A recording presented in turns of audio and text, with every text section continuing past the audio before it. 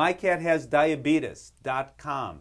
It's a website you should care about, you should know about, because it turns out diabetes in cats is an epidemic. The E word, Dr. Ruth MacPete, that is not good. No, it's not. Unfortunately, we're seeing more and more diabetes, and it's because of the fact that, just like with humans, we're seeing more overweight cats than ever, and it's really a problem. So, does diabetes happen to occur in mostly overweight cats? It is more prevalent in overweight cats, just like humans.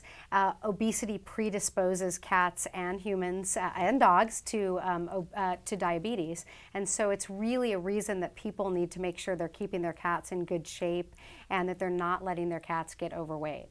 Diabetes is a word most of us have heard. Most of us know someone because it's an epidemic in the human population too at this moment. So most of us know someone who has diabetes. Yes. However, you may not know exactly what diabetes is.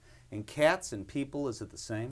Yeah, it's basically diabetes is a medical condition where the body is unable to regulate the sugar or glucose in the bloodstream. And that happens either because the body's not producing the hormone insulin, which is type 1 diabetes, or it happens because the body becomes resistant or less sensitive to insulin, and that's type 2 diabetes.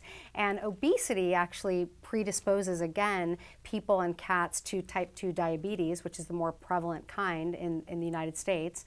And that's because of the fact that fat actually secretes hormones and different materials that will actually make the body more resistant to insulin.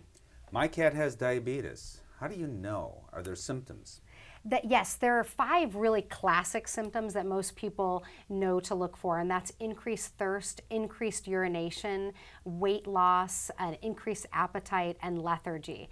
But it's really important for people to know that cats are really adept at hiding illness. So I recommend that people don't wait for symptoms to occur because they can be really subtle. Instead, what they should be doing is taking their cat to the veterinarian regularly. The American Association of Feline Practitioners recommends that cats go at least once a year, and cats 7 and older should go twice a year. Or twice a year for all cats.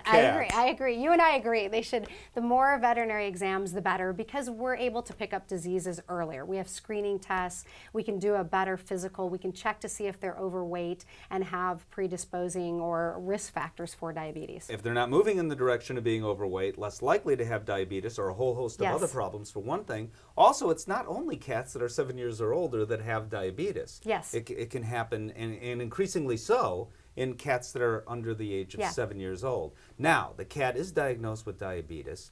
Then you tell the client that. What's the next step? Well, it's important for people to know that diabetes is not a death sentence. Diabetes, just like in humans, is a manageable, treatable condition. While it's not curable, it is treatable. And so we typically treat it with diet and insulin injections. And again, the goal is to control the blood sugar. And so we're using insulin. And in cats, a lot of times we'll use the first and only FDA-approved product, a long-acting insulin for cats called Prozinc. And we're using that insulin, again, to drop the blood sugar. And with control, we can actually return these cats to a normal, healthy lifestyle. Which is awfully important, assuming people follow the schedule they are supposed to follow. With Prozinc, it's easy too, because then you come home with a whole kit that tells people how to do that. Yeah, and it's going to make it easier. It comes with the needles, the information about insulin, things that they need to know, and then also it comes with the sharps container too, so they can dispose of the sharps safely. Well, that's a good thing. The good news is your cat weight loss helps, exercise helps. Yes. Insulin necessary, and then lead a normal life and a long life. Yes, and a long life, exactly. That's the whole point is, again, not a death sentence. It's a treatable condition.